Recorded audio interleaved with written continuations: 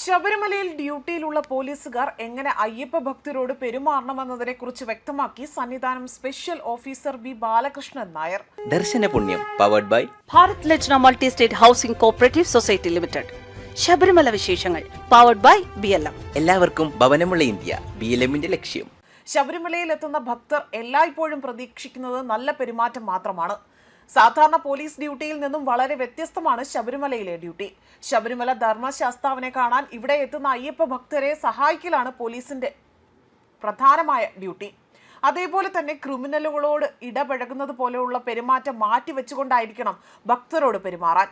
അയ്യപ്പനെ മാത്രം വിചാരിച്ചുകൊണ്ട് ഇവിടെ എത്തുന്ന ഭക്തരോട് ഏറ്റവും സൗമ്യമായി മാത്രമേ പെരുമാറാനാകൂ.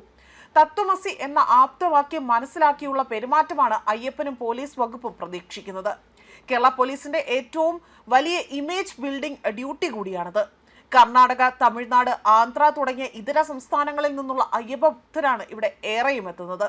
അതായത് ശബരിമലയിലേക്ക് ഏറെയും എത്തുന്നതെന്നത് എടുത്തു പറഞ്ഞുകൊണ്ടായിരുന്നു അദ്ദേഹം സംസ്ഥാനത്തിലെ പോലീസും കേരള പോലീസും തമ്മിലുള്ള വ്യത്യാസം എന്താണ് എന്ന്, കേരള പോലീസ് എന്തുകൊണ്ട് നമ്പർ 1 ആകുന്നു എന്നതും ഇവിടെ മറ്റു സംസ്ഥാനങ്ങളിൽ നിന്ന് വരുന്നവർക്ക് കാണിച്ചു കൊടുക്കാനുള്ള അവസരം അത് ലഭിച്ചിരിക്കുകയാണ് എന്നതാണ് special officer B Balakrishnan Nair വ്യക്തമാക്കിയിരിക്കുന്നത്.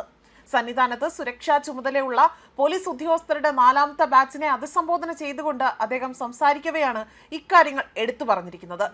ഇവിടെയുള്ള പോലീസ് ഉദ്യോഗസ്ഥരുടെ നല്ല പെരുമാറ്റത്തിലൂടെയും സമീപനത്തിലൂടെയുമാണ് ഇത് സാധ്യമാകുക. ദുഷ്കരമായ സാഹചര്യത്തിലും നന്നായി പെരുമാറാൻ കഴിയുമ്പോഴാണ് കേരള പോലീസിന്റെ മഹത്വം വർദ്ധിക്കുകയും ചെയ്യുന്നത്. 4-5 മണിക്കൂർ കഠിനമായ മലയാത്ര കഴിഞ്ഞുകൊണ്ട് മണിക്കൂറുകൾ ക്യൂ നിന്നാണ് അയ്യപ്പന്മാർ ദർശനത്തിനെത്തുന്നത്.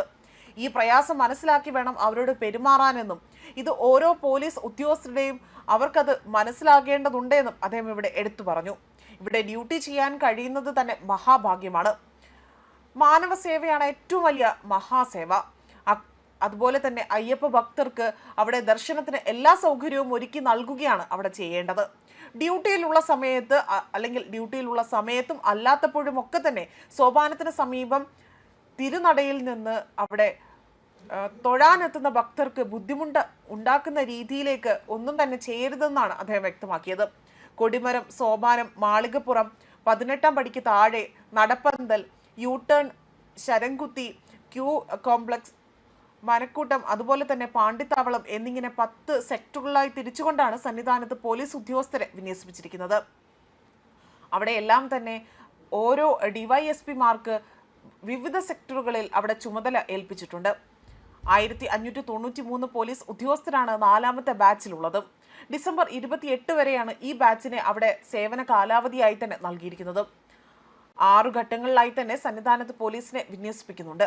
ഡിസംബർ 19 മുതൽ 28 വരെയുള്ള കാലയളവിൽ 4ാം ഘട്ടവും, 29 മുതൽ ജനുവരി 9 വരെ 5ാം ഘട്ടവും, ജനുവരി 9 മുതൽ 20 വരെ 6ാം ഘട്ടവുമാണ് പോലീസിനെ വിന്യസിപ്പിക്കുന്നത്. അതേപോലെ തന്നെ അഡീഷണൽ SP, IP ചന്ദ്രൻ, DYSPമാർ, പോലീസ് ഇൻസ്പെക്ടർമാർ തുടങ്ങിയവർ ഈ ഒരു ചടങ്ങിൽ അവിടെ പങ്കെടുത്തിരുന്നു. മാത്രമല്ല ഇപ്പോൾ സന്നിധാനത്ത് വളരെയധികം തിരക്ക് ഏറി വരുന്ന ഒരു സാഹചര്യമാണ്. ആയതിനാൽ തന്നെ പോലീസ് ഡ്യൂട്ടിയിലുള്ളവർ വളരെയധികം ശ്രദ്ധാലുക്കളായി തന്നെ ഇത് മുന്നോട്ട് കൊണ്ടുപോകണം, അല്ലെങ്കിൽ ഭക്തർക്ക് യാതൊരുവിധ ബുദ്ധിമുട്ടും വരുന്ന രീതിയിൽ അവരോട് പെരുമാറരുത് എന്നതാണ് ഇവിടെ വ്യക്തമാക്കിയിരിക്കുന്നത്. ന്യൂസ് ഡെസ്ക് കർമ്മ ന്യൂസ്.